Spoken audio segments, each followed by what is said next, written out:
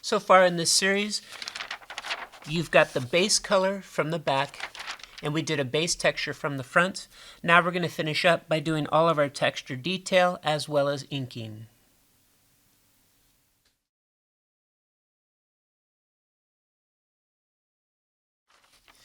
Alright, so what I want to do now is I want to take out this piece of sandpaper from behind her so I can see what the true colors and textures look like with just the white behind the paper. Now the last thing I want to do is, here on my fabric swatch, there's these little swirl textures. It's also kind of furry and fluffy. The main thing is I want the sample sewer to know that this jacket is made out of this fabric. I don't need to do a perfect rendering showing you exactly every single little swirl over the whole entire jacket. What I'm going to do instead is I'm going to just put some hints of these swirls in certain areas on the jacket so you know that this is the correct fabric. Alright, so let's take a look at how we're going to do that now. Okay, so what I've done here is I've gone and I made a few boxes of the base jacket color. And then from the front here, I was practicing how I'm going to do this swirl texture. Now I am noticing that in the dark area, it's getting really dark, especially when you compare it back to this fabric. So I want to be careful to not make a whole bunch of really dark swirls here in this area. I do like, however, the lighter colored swirls that are up high in this area. What I've done is, this was my mid-tone color and this is my highlight. And I found something in between the two, so it's kind of this light blue color. I almost wish that this light blue even had a little bit of green in it, so if it was some kind of a light turquoisey color or a mint. But this is the color pencil that I have to work with. So what I've been doing is, up here in the lighter area, I'm just doing some swirls on here. If I need to darken them a little bit, I'll add just a little bit of my mid-tone. And then I'm coming in with my jelly roll and able to come back here and hit some whites on top of there to bring some of those highlights back out. Now the jelly roll pen, if you're not familiar with it, it's basically a paint pen with just a little tiny roller ball on there. So you can get really fine lines, but since it's paint, it'll go on top of your color pencils. So I recommend to figure out whatever pattern works best for you to match back to the textures on your jacket if you have some kind of a pattern or a print. What I'm going to do now is I'm going to do it here onto my jacket, and I'll show you how. The first thing I want to determine is how large do I want to draw these swirls on her jacket. Now since this jacket is only about 5 inches tall, and these are the swirls in actual life, I need a reference point from my drawing to refer back to the size of this. So for instance, if I take a look here at her hand, and then I put my hand on this, I can see, hey, here's 4 fingers spread out a little bit, and then I can find out about how many swirls fit inside that space. So anywhere between 5 and 6 swirls would be about this area. So I can pretty much estimate if I was to do about 3 or 4, we would be good to go. Some of the practice ones that I did here are about the scale that they should be on the jacket. Now what I'm going to do is I'm going to use this color that's in between my highlight and my mid-tone. Now this blue isn't going to show up anywhere in the dark areas. It'll only show up on the highlight areas. So that's exactly what I'm going to do is I'm just going to put this swirl texture in the highlight areas so you can see it here on her thigh, her hip, up here in the bodice area, a little bit on her collars, and then of course a little bit on her sleeves. So I'm going to get started down here on this thigh area and do some practice ones just in case I don't like them. At least I'll make it look better when I move up into the body area. Now for doing this texture or for adding some kind of a print, you're going to want to have nothing behind your paper. So no kind of sandpaper or texture. It should just be flat right on the tabletop. I also sharpened my pencil so I can get nice crisp lines as I start doing these swirls. I'm going to do some kind of close where her hand is just so I can get a reference of the size. Again, I want to do about 4, 5 for about the size of her hand.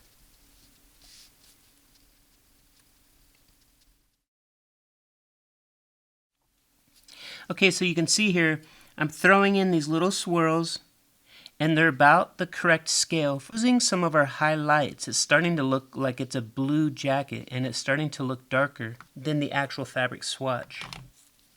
So eventually I'll add some of my white to help bring back that lighter color. Now you can see where the blue that I'm using starts to disappear when it gets into a dark area, and that's fine. I just stop making the swirls. Again, you don't have to do swirls over the whole entire project. Something else I want to point out is when you get close to an edge like this, you don't want to make your swirls perfectly match right up along that edge. Some of them should be cut in half or even just barely a swirl. And then that'll look more realistic. Now what I'm going to do is, before I do the paint pen, because I want to do this last, I could come in with my mid-tone, and if I need to make any of these swirls stand out just a little more, what I'm going to do is give them what looks like a cast shadow. So if my light source is coming from this side, then I'm doing the cast shadow here on the opposite side. The last thing that I want to do is I want to come in with my paint pen and get some highlights. Again, following from the light source, I would get highlights up on what would be the tops of these swirls. But I'm not going to do that just yet, because what I want to do is I want my whole jacket to look the same all the way across. So I'm going to do this like an assembly line. I'm going to come up into the next area with my blue, get the same size circles, a few shadows from my midtones, touch it up a little bit with some white for the whole jacket. And then I'll come back at the very end and do my highlights. And I want everything to look the same all the way through. That way you don't end up having one section looks bigger or smaller than another section, or this has too much paint pen and this one has not enough. So you want to do this like an assembly line so everything is nice and even. Alright, so just follow along. What I'm going to do here is I'm going to start throwing in all these little circles for my spiral look, and mostly I'm doing it out on the highlighted area here on her hip. And then as I come down into the shadows, I don't have to keep going. Of course, I want to keep my pencils nice and sharp so I can get some fine lines on here, and there's no sandpaper behind my paper. Now I'm going to come in and hit it with some of my midtones, and I'm just getting on the cast shadow side of the swirls, and I'm not getting too crazy with it because I don't want it to start looking like bumps instead of swirls. I want to tone it down a little bit, the circles, so I'm going to throw some sandpaper behind it, and I'm going to go over the top of it. So I'm bringing back some brightness to the jacket, and I'm also toning down all of these little circles that I'm drawing.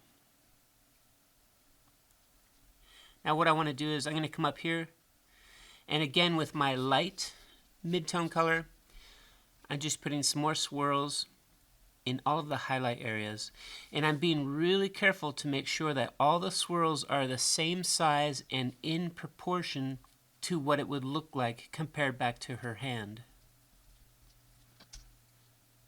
And then I'll come in here and I'll throw a few little mid-tone cast shadows from the swirls. I don't want to do too much of this because I don't want her jacket to get too dark looking. And then to top it off, I'll throw my sandpaper behind here, hit it with the white, and then at this point I'm pretty much done. I don't want to get too crazy with this, or it's going to start looking like it's some kind of a print or pattern. Alright, so I'm going to clean off my paper, and let's take a look at it. Overall, this jacket is getting really dark looking. I think it kind of goes all the way back to when I did my base color here from the back. I probably could have used a lot less of my midtones as well as my cast shadows. From the front here, I also had a problem when I was using my blue as some shadows, and it just got too blue and too dark looking. I think what I can do is, for one last time, I could come in with sandpaper, but I can use a lower grit. So for instance, this sandpaper that I've been using was 60 grit, so we can get a nice chunky texture. And what I want to try is if I go down to a lighter grit, so for instance 80, and put it under there, and then do one more pass with my highlighter. Maybe I can get this to tone down a little bit. What I'm going to do is I want to try this here on my practice sheets, just in case I hate it.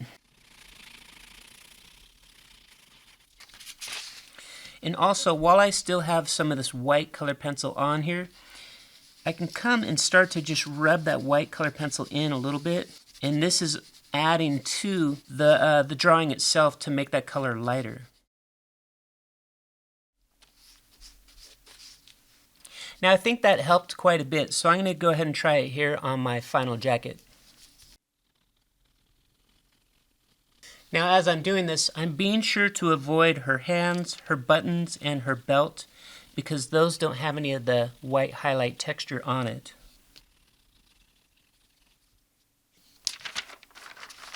Now I can slide the sandpaper out and get a really good look of how this looks with only white behind it. And then if I want that white pencil down into the other color pencils to help lighten them up.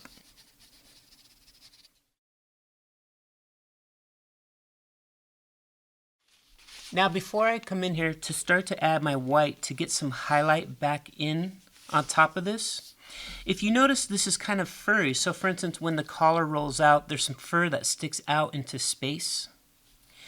And at some point we're also going to ink the jacket, so see how it looks all nice and crisp when you come back and ink it. What I want to do is I want to ink it first, and then I'll do my highlight second. And occasionally the highlight's going to go on top of the ink, which will give it that effect that it's a little bit of fur sticking out beyond the collar, beyond the shoulder, beyond any seams. At this stage, I think I'm all done coloring it. I don't want to keep adding more color pencil, or else it's going to start getting too glossy and kind of waxy feeling. And of course, if you use the sandpaper technique too many times, you'll start poking holes into the paper itself. What I want to do is clear off my area, and then we're going to come down here and we're going to finish up these glossy boots.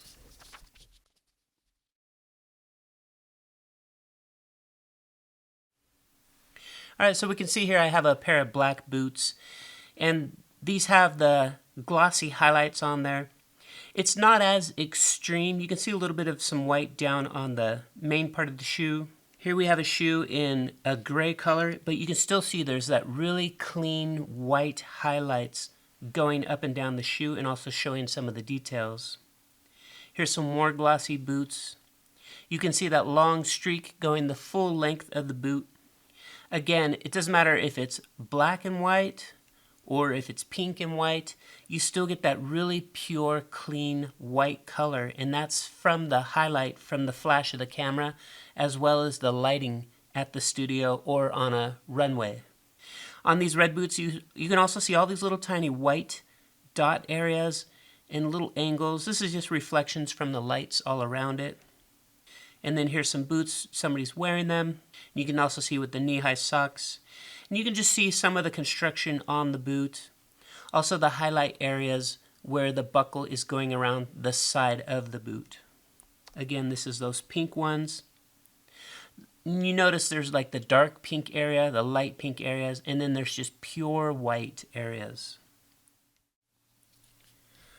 Alright, so if we take a look here, so far we've only done the markers from the back, and now we're looking at it from the front.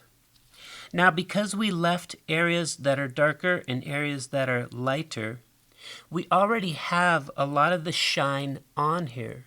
So if you notice the different colors in the pink boot example, you'll notice we've got the same different colors of the shades of teal on our boots here. Now the thing that we're looking for next is pure white on top of this to really show that these are glossy boots. Now as you know, if you were to try to take white color pencil and draw on top of this, you'll never actually get a perfect beautiful white color because the other color will still kind of show through a little bit. One of the best ways to do this is to use an opaque white substance. So this is where we'll start introducing mixed media. Now, whenever you're looking for some kind of a white that will go on top of any other color, you have to make sure that it says opaque. Now here I have a Sharpie marker. This is oil-based. Now oil-based is totally fine, there's no problem with it. But the one downside to oil-based is if you want to come back later and put some color pencil on top of the white, it's not going to stick on top of the oil base, so you'll need something else. Also, when you use an oil-based pen, they take a long time to dry, and sometimes they might even change the color of your drawing below, and they might even stain the paper itself. So you have to just be really careful and test this out first to make sure you love it. Now what I want to do is I want to use a correction fluid, because how this is designed is it's trying to cover up anything that's on top of the paper, but also give you one thin layer of brand new paper. So then you can easily come back and do color pencil, regular pencil, ink, anything you want on top of the correction fluid. Also, it's totally pure white, so you get that really nice white color, and of course it's opaque.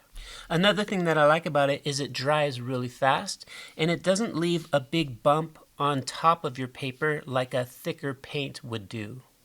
And then of course there's the smaller pens like the Jelly Roll. This will give you a nice beautiful crisp line, and this is what we'll use to get little tiny pinpoint lines. Now remember we did a little swatch over here of your boot color so we could do some practicing. Let's go ahead and go over to that right now. Get out a blank piece of paper and also your cloth, and whatever your choice is on your correction pen, the most important thing to remember is you're going to want to have the ball point, and it should be squishy. So for instance, this is kind of like it's a pregnant goldfish or something. So it should be squishy, so you can slowly squeeze the paint out, and then of course having that roller ball so you get a nice crisp line. What I'm going to do is I haven't used this pen in a while, so I just want to clean the tip off, and I'll do a couple practice strokes on here to make it sure it's still working.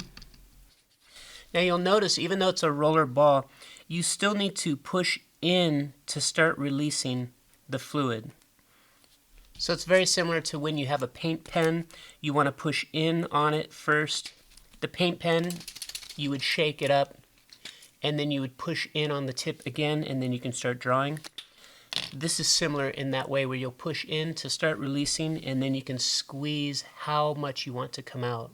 Now when I come over here, I could throw in just a couple little dots just for practice, and then I'm going to squeeze it hard as I draw a line coming down, and I'm pushing down. And then as I stop squeezing and I stop pushing down, the line will go from wide to thin. And go ahead and do a couple practice lines like this. So push down, squeeze hard, and then as you draw, let go, lighten up, and don't squeeze anymore, and you can get your fine lines. While it's still wet, if you need to, you can also still come back and get a little bit more of some fine lines. But go ahead and practice this now so you really get used to how that pen is working. Now when I come over to do this on my boots, I only get one chance to get it right. So I want to just predetermine inside of my head what exactly am I going to do. So for instance on this boot, it's very similar to the photo we have on the pink boots where I'm going to just start from the top, get a nice thick line, and then as I come down the boot it'll get thinner. And then for my boots down here I have a few little wrinkles down at her ankles, and then I'm going to stop there.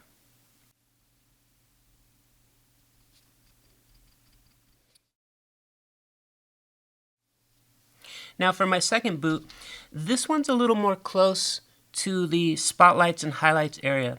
So I'm going to actually start here on this side of the boot, come across to the front, and then down similar to what I just did right now.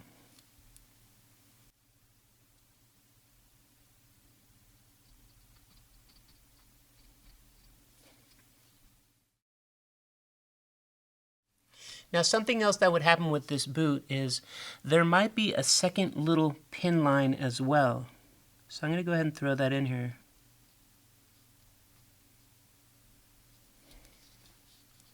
But of course, I don't want to get too crazy with too many long lines, or else it might start to look like you're drawing some kind of zebra stripes or something like that. So be careful to not get too crazy with this.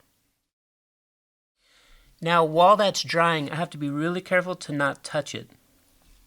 What I am going to do is I'm going to move on to my jelly roll. Now this one here is the little tiny ballpoint, and you don't squeeze it or anything. You just draw like you're writing with a white pen. And you can see it will give you a really nice, tiny, fine line.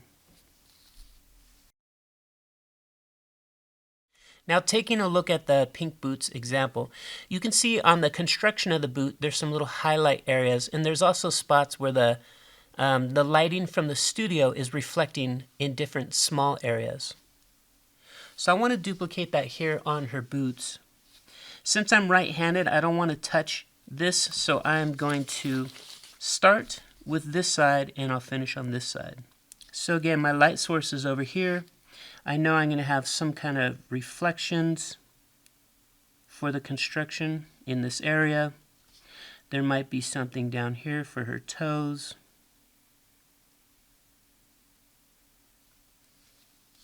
I want to come up the boot here, and we're going to have some reflections from the straps as well as the strap construction. And then of course over here I'm doing the same thing. I'm kind of highlighting this strap, the strap construction, a little bit of the top edge of the brim here, and then down on her foot area. Now you can see here I've left some of the paper white when I was coloring from the back, and that's perfect. I love where it's at. I'm not going to touch it. If it wasn't there though, I would come in and just emphasize a little bit of the construction of the shoe so we can see that. Now sometimes for highlighting, some people will even do like a little square shape to show, hey, that's a reflection from a light source over here. Or they might do a few little dot highlights or something. But I don't want to get too crazy with it because ultimately we're not selling the boots. What we're selling is the jacket. Now at this stage, I want to make sure I don't touch anything, and I want to let this dry completely.